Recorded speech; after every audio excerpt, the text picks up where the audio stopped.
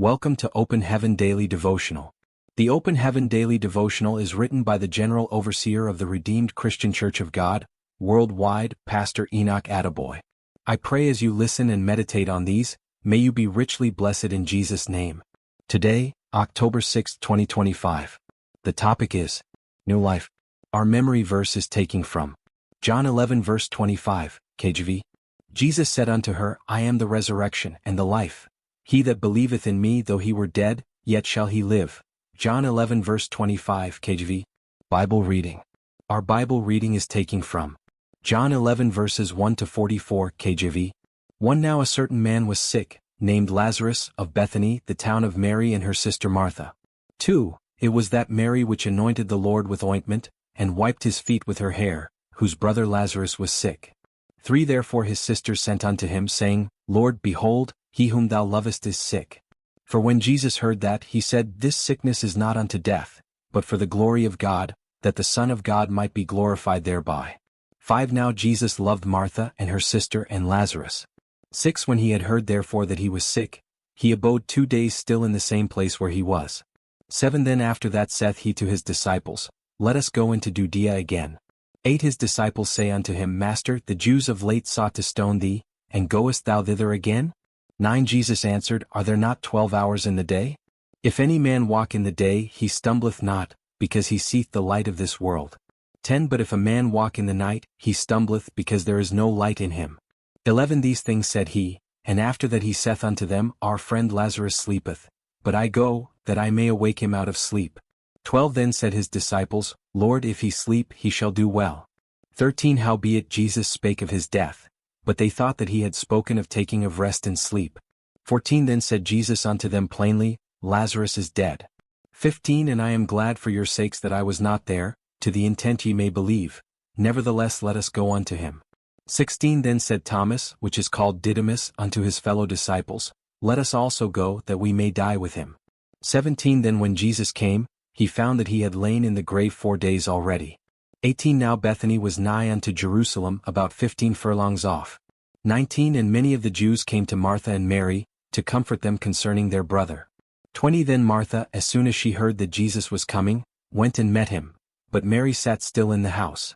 21 Then said Martha unto Jesus, Lord, if thou hadst been here, my brother had not died. 22 But I know that even now whatsoever thou wilt ask of God, God will give it thee. 23 Jesus saith unto her, Thy brother shall rise again.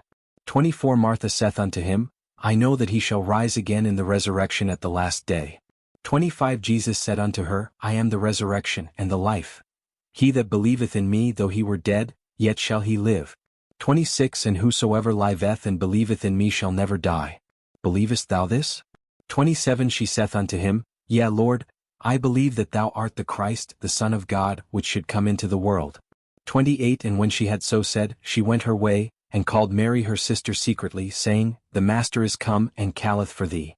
29 As soon as she heard that, she arose quickly, and came unto him. 30 Now Jesus was not yet come into the town, but was in that place where Martha met him.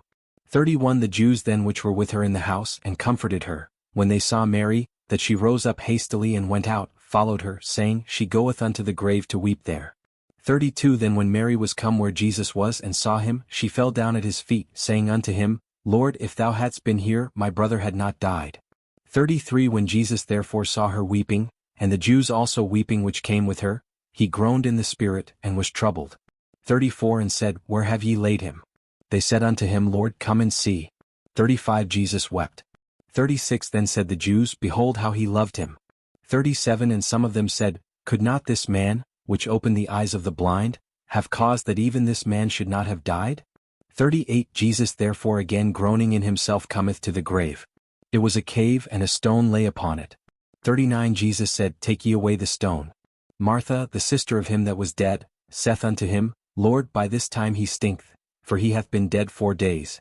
40 Jesus saith unto her, Said I not unto thee, that if thou wouldest believe, thou shouldest see the glory of God? 41 Then they took away the stone from the place where the dead was laid. And Jesus lifted up his eyes and said, Father, I thank thee that thou hast heard me. 42 And I knew that thou hearest me always, but because of the people which stand by I said it, that they may believe that thou hast sent me. 43 And when he thus had spoken, He cried with a loud voice, Lazarus, come forth. 44 And he that was dead came forth, bound hand and foot with grave clothes, and his face was bound about with a napkin. Jesus saith unto them, Loose him and let him go. Message. Years ago, a pregnant woman was told by her doctors that her baby had died in her womb.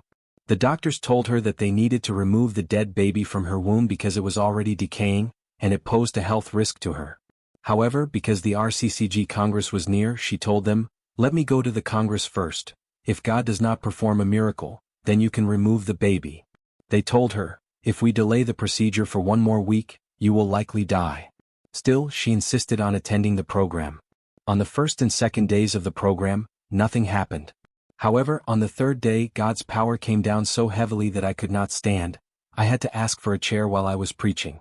As I was about to sit down, God spoke and said that there was a woman in the congregation whose baby had died in her womb for a long time, and he was bringing the baby back to life. Instantly, the baby came back to life and she delivered the baby in due time. Beloved, if your business, marriage, ministry, or any other part of your life has been pronounced dead, I decree that God will breathe new life into it, in Jesus' name. One of our members attended a program where we anointed some handkerchiefs. Some days later, while driving to Lagos, he saw a crowd gathered on the road. Out of curiosity, he came out of his car and discovered that a motorcyclist had been knocked down by a vehicle, and he lay dead by the roadside. He was moved with compassion and then had a leading to bring out the anointed handkerchief and lay it on the corpse. He found his way through the crowd, laid the handkerchief on the dead man and said, Get up. The onlookers thought he was mentally unstable until they saw the dead man come back to life. God can restore dead things to life and make them as good as new. He can revive a dead business, breathe new life into it, and bring it to a place of global relevance. He can also revive a dead marriage and make it as good as new again. Nothing is too dead, where Jesus is concerned, because he is the resurrection and the life. John 11 verse 25. If he raised Lazarus after he had been dead for 4 days, no case is impossible with him. Luke 1 verse 37. Key point. Nothing stays dead when God comes on the scene. Thank you for joining today's Open Heaven Daily Devotional. We hope you are blessed. We hope to see you again tomorrow. God bless you.